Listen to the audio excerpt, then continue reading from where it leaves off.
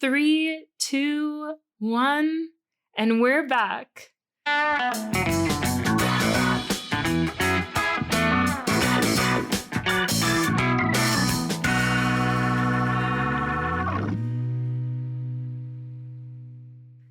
Welcome back to WIPO Arbitration and Mediation Matters. Today, we're going to be talking about standardization of technology and the obstacle of patent licensing disputes. We are welcomed by Evelyn Chen, Director in Ericsson's IP Rights and Licensing Group, and Margarita Kato, a legal case manager at the WIPO Arbitration and Mediation Center. Evelyn supports Ericsson's patent licensing policies and practices for its industry-leading patent portfolio of over 60,000 patents. Before joining Ericsson, Evelyn was a patent litigator and prosecutor at Sidley Austin LLP, representing both national and international clients. You know, we're all familiar with standardization of technology, although perhaps just not aware of it by name. Simply put, it is the process of regulating technology to make the production of devices more efficient and to make devices more interoperable or compatible. For example, having the same phone charger type for all mobile phones, which would be wonderful. Rita, perhaps you could expand a little bit more? Yeah, so as you said, standardization is a fairly straightforward concept. So following from the example you mentioned, it's obviously more efficient to have mobile phones that all use the same type of charger than to have different chargers for every type of mobile phone made, with the inevitable waste, of course, that comes with having lots of different chargers for different devices. So this is one of the goals of standardization, so more efficiency. There is also, as you mentioned, the interoperability aspect. So, for example, 5G is a standard, specifically a cellular communication standard. And devices adopting the 5G standard can utilize all of the benefits of 5G, namely all of the global infrastructure enabling 5G. So some estimates have found that there are almost 100,000 patents which make up the 5G standards. And there are, of course, many more examples of standards and everyday products that utilize those standards. Thank you, Rita. So, Evelyn, how are patents managed in the context of standardization? Thanks, Celine. So patents in the context of standardization is really a byproduct of standardization. When a standard is set, generally you have many companies that come together and contribute their innovations, their ideas towards building this entire standard together. It's a collaborative effort. As a result of that, often many of these companies have sought patents on the ideas that they do contribute and eventually are adopted into the standard. And that's where the idea of standard essential patents come in.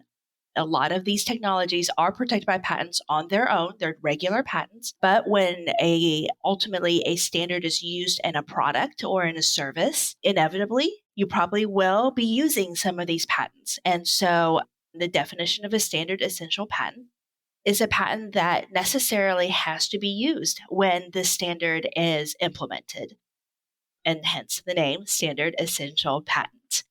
And so over the last few decades, these have really come to the forefront of not just patents, but also business when it comes to developing and building out technology and also making products available to the wider market and also to end consumers, everyday consumers like you and myself. We hear a lot about it now through the use, just as an example, of cellular phones. I'm old enough to remember back when you were traveling internationally, when you went to a different country, you might needed to buy a new phone because the phone that you had, say in the US, wouldn't necessarily work in certain other countries that you're traveling to. You'd be carrying multiple devices. As we've now gone into LTE, 4G, and 5G, that has largely gone away, where one phone, you can travel the world with it, and you just have to worry about which mobile carrier you're on. That's one of the benefits that we realized through standardization, in particular cellular standardization. Obviously, I work for Ericsson. We're very much a player in the cellular industry. We've been very much involved in the standardization of cellular technology since the beginning. And we've contributed a lot of our innovations and ideas to the various mobile standards. And we also do protect our ideas, our inventions by patents. So by extension, we also have standard essential patents that we work with. We also use other people's standard essential patents in the same space. So we're both a licensor and a licensee when it comes to standard essential patents. And at this point, it's probably also good for me just to make a brief caveat that the views I'm expressing today are of my own. I'm not speaking on behalf of Ericsson, my employer. Thank you so much, Evelyn, for that great explanation. I understand that there can be some unintended consequences to standardization. So perhaps, Rita, you could dive a little deeper. So a patent holder of a technology which has become part of a standard is in the quite enviable position of knowing that there's a guaranteed market for its patent. So we mentioned 5G. So for example, if a patent becomes part of the 5G standard, the patent owner knows that its patent will need to be licensed by all the relevant manufacturers using that 5G standard. This, of course, means that those patent holders could decide to exploit this and demand higher royalty fees than perhaps may have otherwise been justified. So to try and solve this problem, FRAND licensing was created. So FRAND stands for Fair, Reasonable, and Non-Discriminatory Licensing. So patent holders who wish to have their patents included in the standard must agree to license their patents on FRAND terms. If they don't offer a FRAND license, the licensees may ask a national court to set a rate that the court deems to be FRAND. Equally, if the licensee refuses to take a license that is in fact FRAND, while continuing to use the patented technology, the licensee may be sued for patent infringement. Thank you, Rita. It's very important to know what FRAND stands for. And so, Evelyn, can we break down each of those terms, fair, reasonable, and non-discriminatory? Sure, I'd be happy to try. I guess first and foremost, when we talk about FRAND commonly these days, it's often in relation to cellular technology because in ETSI, which is the umbrella organization that does put forth a lot of these cellular standards, their IPR policy is what governs a lot of these disputes. And in there that it is required that a patent holder, if they make a positive declaration, that they agree to make licenses available on fair, reasonable, and non-discriminatory terms. And I'm making this a little bit more focus on ETSI because in other standards or other standards organizations, they may use different technology. For example, IEEE, theirs is just reasonable and non-discriminatory. They don't have the word fair. But for purposes of this discussion, we'll go back to FRAND because that is what we hear about most these days. And because this is FRAND is made in the context of the ETSI IPR policy, we have to look to the words that policy to define FRAND. Fortunately or unfortunately, the ETSI IPR policy does not define specifically what fair, reasonable, and non-discriminatory means. So this becomes something that needs to be determined by ultimately if this goes to a court in litigation or to mediation or arbitration, that is something that the ultimate fact finder has to decide. And so we've seen a lot of attempts by courts, because these are obviously in the public domain, on how to determine what is fair, reasonable, and non-discriminatory. And there are many ways to do that as put forward by the various parties in these litigations. Some may propose looking at licenses with other similarly situated parties or companies and comparing the rates that's being offered to the party in this case, in a case, to others license agreements that the patent licensor has signed for the same standardized technology or standards essential patents. Some other parties have proposed looking at what we call a top-down or a bottom-up approach, all of which looks at the individual patents in a portfolio and try to compare that to the overall total aggregate collection of patents that may be essential to a particular standard. So at the end of the day, it's still all very fact-specific and very situational specific. Thank you, Evelyn. So if FRAND is subject concept, and if parties can't agree on what really is quote-unquote FRAND, who makes the final determination? So in such cases, FRAND licensing negotiations can end up in court, with parties asking the court to determine what would be FRAND. The problem is that such court disputes can become very messy and expensive. Since patent portfolios often span many jurisdictions, there have been cases where companies have sued each other in different countries, requested injunctions to prevent causes of actions being pursued, and even drawn out proceedings for strategic reasons. There are also perceptions which have been created, fair or not, that certain national courts are more favorable to patent holders and some more favorable to implementers. This has resulted in an incentive being created for parties to pursue litigation in one country over another and to try to block their counterparty, through the use of injunctions, from pursuing litigation elsewhere. So obviously such dynamics don't benefit anyone and add to the cost of business, which then may be passed down to end users. So to recap then, the concept of FRAND licensing was created to ensure neither patent holder nor licensee exploited their position, but the subjectivity of the meaning of FRAND can still lead to parties being forced to go to courts to determine the meaning of FRAND. What do courts think of all this? So courts have been increasingly recommending that parties attempt arbitration or mediation. There are many instances of courts and judges expressing views that court litigation doesn't seem to be the most efficient place to settle such disputes. Courts with particular expertise in IP in the US and Germany have been encouraging parties to attempt mediation. In addition, the USPTO has also recently expressed its support for mediation as well as arbitration by partnering with the WIPO Center to facilitate the resolution of SEP disputes. Thank you, Rita. And Evelyn, do you have any additional comments? I completely agree with you that this issue of piecemeal litigation, especially when you see a multi-jurisdictional litigation between a licensor and a potential licensee, can be very inefficient. And we have heard a lot from the courts recently about ways to make this more efficient. I think efficiency is something that we all prize both in business and when it comes to the courts. And so, as you said, in the US, the courts here definitely do encourage mediation as part of the litigation process. And sometimes it's helpful, and sometimes it works out, and sometimes it doesn't. But in the context of discussing all of this, I think we do also need to remember that there are really two types, in a way, of FRAND-related litigation out there. One is the basic patent infringement case, where a patent holder, alleges infringement of a standard essential patent, and a defendant in a litigation would then assert a FRAND defense, as we say, in response to this, saying, well, okay, I may use this patent, but if it's found that I do infringe it, I'm still entitled to a FRAND rate. In those situations, when it's a patent infringement lawsuit, those are by necessity jurisdictional. It's only going to be what a court can decide is only relevant to its own jurisdiction. For instance, a U.S. court cannot decide infringement issues for a European patent. The other type of FRAND-related dispute is more of a breach of contract dispute where a patent is not asserted against another party. Instead, the parties ask a court to determine what a FRAND licensing rate royalty should be. And in those situations, you might see that the two parties agree to a particular court to decide this, and when this will be decided globally. And then sometimes, which is when we get to the injunctions that Rita mentioned earlier, there may be a fight over which jurisdiction should set a license royalty, a FRAND royalty, and then the parties start racing to the courts or seeking anti-suit injunctions, which leads to more inefficiencies. I would also add that the WIPO Center has seen an increase in the number of FRAND cases, in particular in the number of FRAND mediations.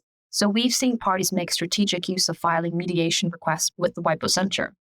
So this is because a crucial element of FRAND licensing is for the licensor to demonstrate it's a willing licensor. And depending on the jurisdiction, agreeing to attempt to mediate may be one factor a court considers when determining willingness to mediate. Thank you, Rita, for this. And so, Evelyn, if you could dive a little bit deeper in what willingness can be defined as. That is a great question, Celine, because that is always one of the hot topics when it comes to a litigation. Who is willing or unwilling to license or to take a license?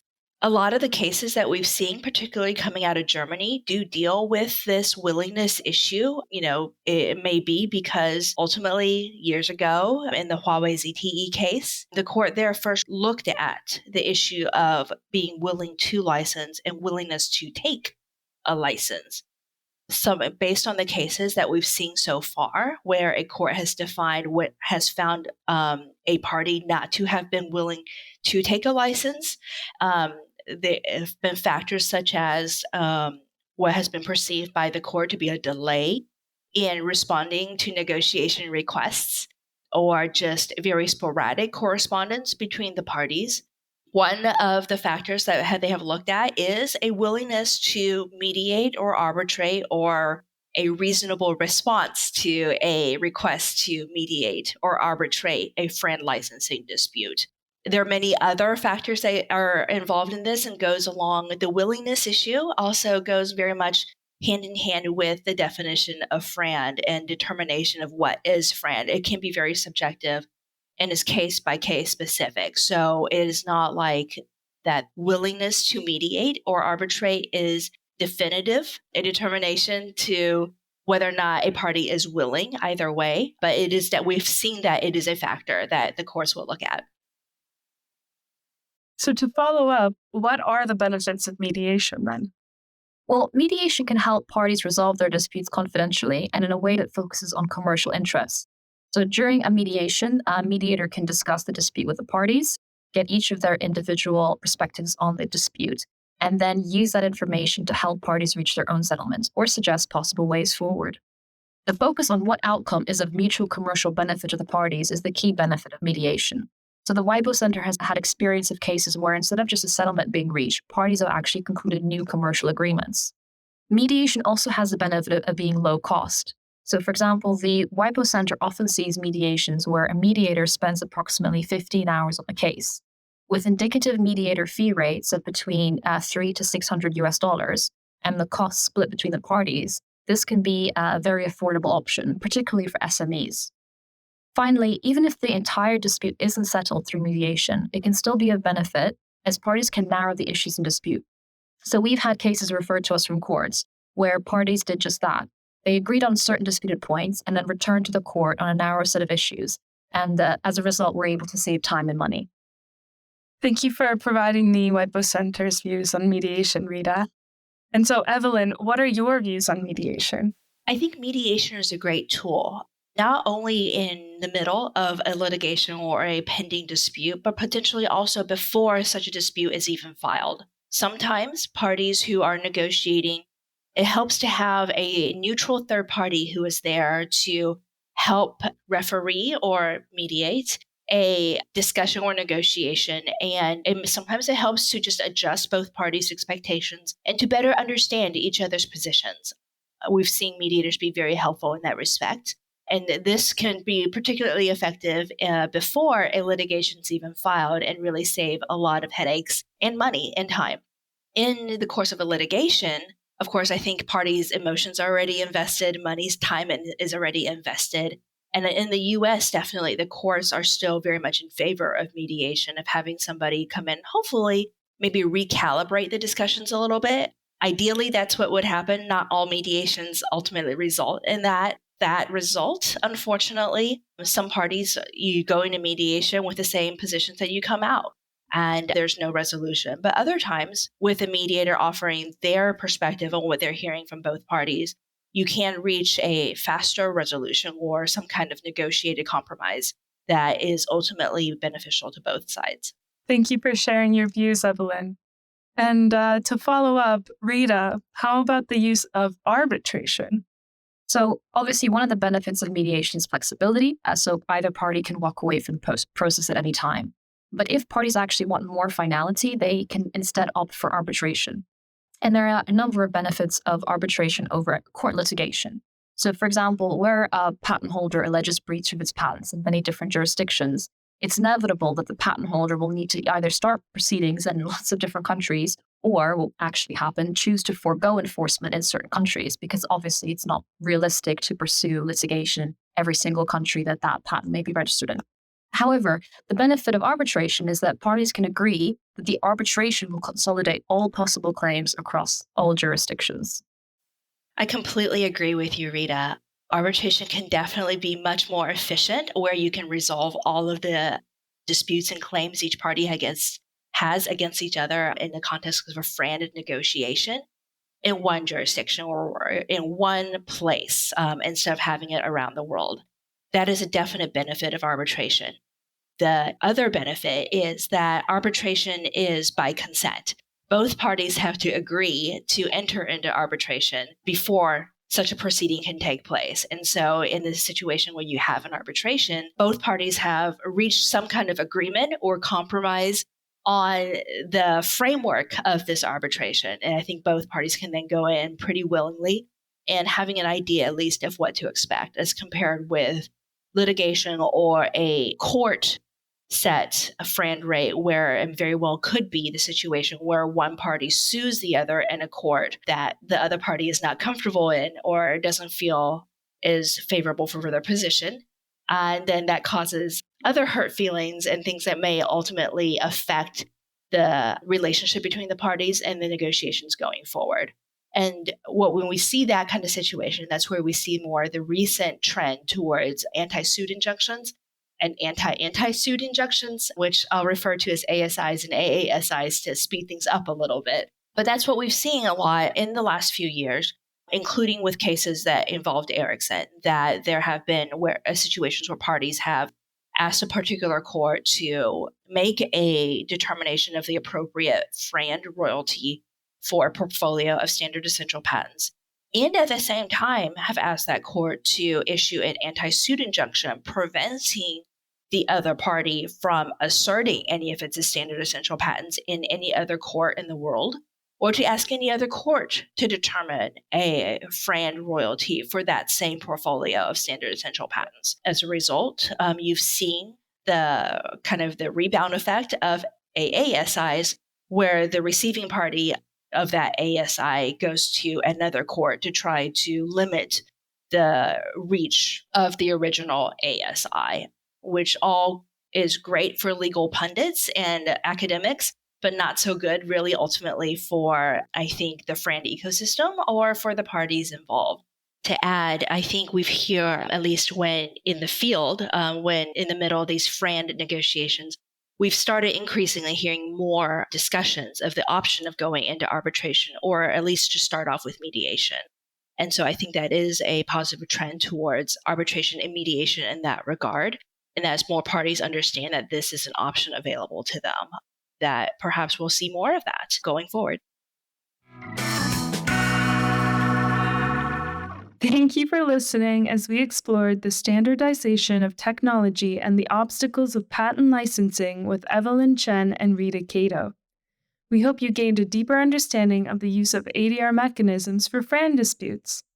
For more information on WIPO's alternative dispute resolution mechanisms, you may visit the WIPO Center's website or follow us on LinkedIn. Until next time.